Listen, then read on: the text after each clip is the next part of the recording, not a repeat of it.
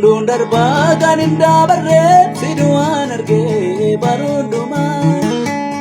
Iyyaasuudhaaf kan aduu dhaabee Waaqni Musee fi Eeliyaasumaa. Sidaasii kan qixxee hin qabne kan Daani'el hojjete afaan leencotaa. Hundarrattuu si taboo qabaa beektu yaada kee dhiibbaa. Hunduun darbaa kan hin dabarreessitu waan argee baruudhumaa.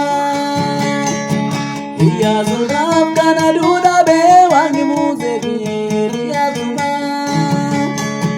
Sidaasii kan qixxee hin qabne kan Daani'el hojjete afaan leencotaa. Hundarrattuu si taboo qabaa beektu yaada kee.